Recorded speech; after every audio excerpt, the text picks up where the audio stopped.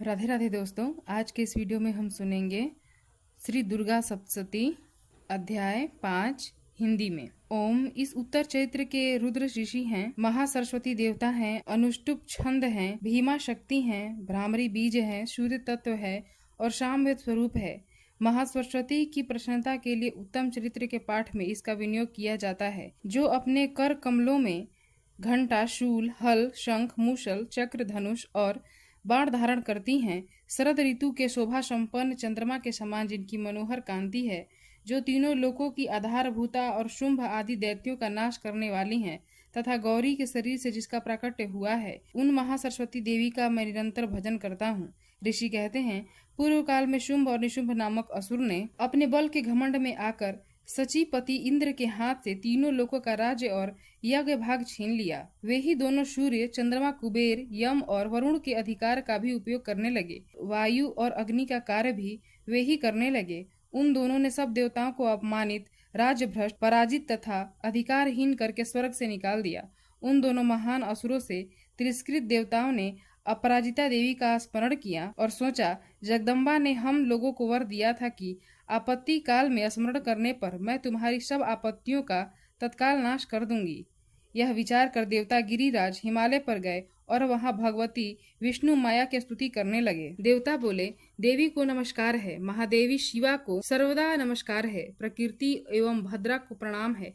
हम लोग नियम पूर्वक जगदम्बा को नमस्कार करते हैं, रौद्रा को नमस्कार है, नित्या गौरी एवं धात्री को बारंबार नमस्कार है, ज्योत्सना मई चंद्र रूपिणी एवं सुख स्वरूपा देवी को सतत प्रणाम है, शरणागतों का कल्याण करने वाली वृद्धि एवं सिद्धि रूपा देवी को हम बारंबार नमस्कार करते हैं। राजाओं की लक्ष्मी तथा शवाणी स्वरूपा आप जगदम्बा को बार बार नमस्कार है। दुर्गा, दुर्गपारा, सारा, सर्वकारिणी ख्याति कृष्णा और धूम्रा देवी को सर्वदा नमस्कार है। अत्यंत सौम्य तथा अत्यंत रौद्र रूपा देवी को हम नमस्कार करते हैं, उन्हें हमारा बारंबार प्रणाम है। जगत की आधारभूता कीर्ति देवी को बारंबार नमस्कार है। जो देवी सब प्राणियों में विष्णु माया के नाम से कही जाती हैं, उनको नमस्कार है, उनको नमस्कार है, उनको बारंबार नमस्कार है। जो देवी सब प्राणियों में बुद्धि रूप से स्थित है, उनको नमस्कार, उनको नमस्कार, उनको बारंबार नमस्कार है। जो देवी सब प्राणियों में निंद्रा रूप से स्थित है, उनको नमस्कार, उनको नमस्कार, उनको बारंबार नमस्कार है। जो देवी सब प्राणियों में क्षुधा रूप से स्थित है, उनको नमस्कार, उनको नमस्कार, उनको बारंबार नमस्कार है। जो देवी सब प्राणियों में छाया रूप से स्थित है, उनको नमस्कार, उनको नमस्कार, उनको बारंबार नमस्कार है। जो देवी सब प्राणियों में शक्ति रूप से स्थित है, उनको नमस्कार, उनको नमस्कार, उनको बारंबार नमस्कार है। जो देवी सब प्राणियों में तृष्णा रूप से स्थित है, उनको नमस्कार, उनको नमस्कार, उनको बारंबार नमस्कार है। जो देवी सब प्राणियों में क्षमा रूप से स्थित है, उनको नमस्कार, उनको नमस्कार, उनको बारंबार नमस्कार है। जो देवी सब प्राणियों में जाति रूप से स्थित है, उनको नमस्कार, उनको नमस्कार, उनको बारंबार नमस्कार है। जो देवी सब प्राणियों में लज्जा रूप से स्थित है, उनको नमस्कार, उनको नमस्कार, उनको बारंबार नमस्कार है। जो देवी सब प्राणियों में शक्ति रूप से स्थित है, उनको नमस्कार, उनको नमस्कार, उनको बारंबार नमस्कार है। जो देवी सब प्राणियों में श्रद्धा रूप से स्थित है, उनको नमस्कार, उनको नमस्कार, उनको बारंबार नमस्कार है। जो देवी सब प्राणियों में कांति रूप से स्थित है, उनको नमस्कार, उनको नमस्कार, उनको नमस्कार, उनको बारंबार नमस्कार है। जो देवी सब प्राणियों में लक्ष्मी रूप से स्थित है, उनको नमस्कार, उनको नमस्कार, उनको बारंबार नमस्कार है। जो देवी सब प्राणियों में वृत्ति रूप से स्थित है, उनको नमस्कार, उनको नमस्कार, उनको बारंबार नमस्कार है। जो देवी सब प्राणियों में स्मृति रूप से स्थित है, उनको नमस्कार, उनको नमस्कार, उनको बारंबार नमस्कार है। जो देवी सब प्राणियों में दया रूप से स्थित है, उनको नमस्कार, उनको नमस्कार, उनको बारंबार नमस्कार है। जो देवी सब प्राणियों में दृष्टि रूप से स्थित है, उनको नमस्कार, उनको नमस्कार, उनको बारंबार नमस्कार है। जो देवी सब प्राणियों में माता रूप से स्थित है, उनको नमस्कार, उनको नमस्कार, उनको बारंबार नमस्कार है। जो देवी सब प्राणियों में भ्रांति रूप से स्थित है, उनको नमस्कार, उनको नमस्कार, उनको बारंबार नमस्कार है। जो जीवों के इंद्रिय वर्ग की अधिष्ठात्री देवी एवं सब प्राणियों में सदा व्याप्त रहने वाली है, उन व्याप्ति देवी को बारंबार नमस्कार है। जो देवी चैतन्य रूप से इस संपूर्ण जगत को व्याप्त करके स्थित है, उनको नमस्कार, उनको नमस्कार, उनको बारंबार नमस्कार है। पूर्व काल में अपने अभीष्ट की प्राप्ति होने से देवताओं ने जिनकी स्तुति की तथा देवराज इंद्र ने बहुत दिनों तक जिनका सेवन किया, वह कल्याण की साधना भूता ईश्वरी हमारा कल्याण और मंगल करें तथा सारी आपत्तियों का नाश कर डालें। उदंड दैत्यों से सताए हुए हम सभी देवता जिन परमेश्वरी को इस समय नमस्कार करते हैं, तथा जो भक्ति से विनम्र पुरुषों द्वारा स्मरण की जाने पर तत्काल ही संपूर्ण विपत्तियों का नाश कर देती हैं, वे जगदम्बा हमारा संकट दूर करें। ऋषि कहते हैं, राजन, इस प्रकार जब देवता स्तुति कर रहे थे उस समय पार्वती देवी गंगा जी के जल में स्नान करने के लिए वहां आईं। उन सुंदर भावों वाली भगवती ने देवताओं से पूछा, आप लोग यहाँ किसकी स्तुति करते हैं? तब उन्हीं के शरीर कोश से प्रकट हुई शिवा देवी बोली, शुंभ दैत्य से तिरस्कृत और युद्ध में निशुंभ से पराजित हो यहाँ एकत्रित हुए यह मेरी ही स्तुति कर रहे हैं। पार्वती जी के शरीर कोश से अंबिका का प्रादुर्भाव हुआ था, इसलिए वे समस्त लोकों में कौशिकी कही जाती हैं। कौशिकी के प्रकट होने के बाद पार्वती देवी का शरीर काले रंग का हो गया, अतः वे हिमालय पर रहने वाली कालिका देवी के नाम से विख्यात हुईं।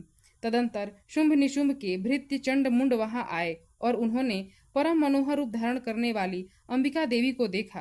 फिर वे शुंभ के पास जाकर बोले, महाराज, एक अत्यंत मनोहर स्त्री है जो अपनी दिव्य कांति से हिमालय को प्रकाशित कर रही है। वैसा उत्तम रूप कहीं किसी ने नहीं देखा होगा।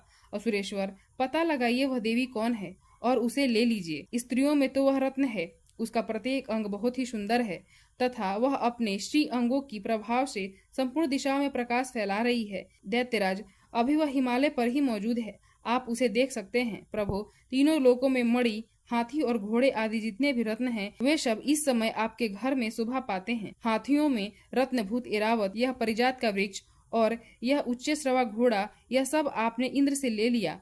हंसों से जुता हुआ यह विमान भी आपके आंगन में शोभा पाता है। यह रत्नभूत अद्भुत विमान जो पहले ब्रह्मा जी के पास था, अब आपके यहाँ लाया गया है। यह महापद्म नामक निधि आप कुबेर से छीन लाए हैं। समुद्र ने भी आपको किंजलिकनी नाम की माला भेंट की है, जो केसरों से सुशोभित है और जिसके कमल कभी कुम्हलाते नहीं हैं।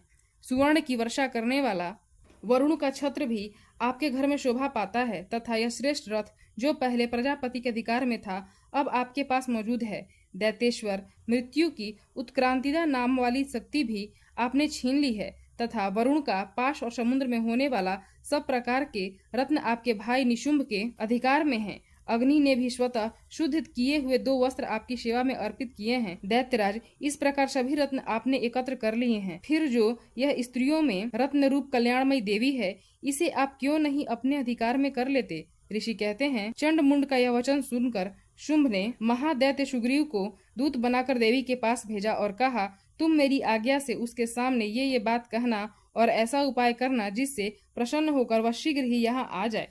वह दूत पर्वत के अत्यंत रमणीय प्रदेश में जहाँ देवी मौजूद थीं, गया और मधुर वाणी में कोमल वचन बोला। दूत बोला, देवी, दैत्यराज शुंभ इस समय तीनों लोकों के परमेश्वर हैं।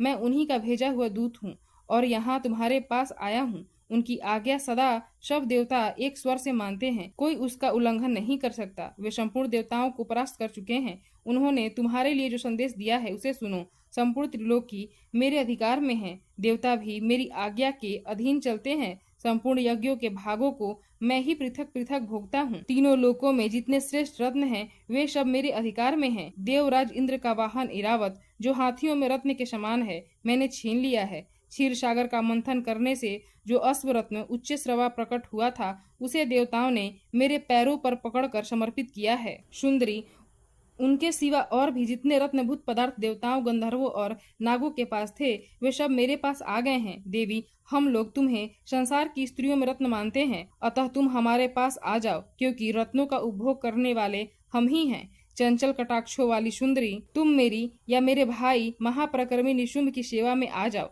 क्योंकि तुम रत्न स्वरूपा हो। मेरा वर्ण करने से तुम्हें तुलना रहित महान ऐश्वर्य की प्राप्ति होगी। अपनी बुद्धि से यह विचार कर तुम मेरी पत्नी बन जाओ। ऋषि कहते हैं, दूत के यों कहने पर कल्याणमयी भगवती दुर्गा देवी, जो इस जगत को धारण करती हैं, मन ही मन गंभीर भाव से मुस्कुराई और इस प्रकार बोली। देवी ने दूत से कहा, तुमने सत्य कहा है, इसमें तनिक भी मिथ्या नहीं है। शुंभ तीनों लोकों का स्वामी है और निशुंभ भी उसी के समान पराक्रमी है, किंतु इस विषय में मैंने जो प्रतिज्ञा कर ली है उसे मिथ्या कैसे करूं? मैंने अपनी अल्प बुद्धि के कारण पहले से ही जो प्रतिज्ञा कर रखी है उसे सुनो।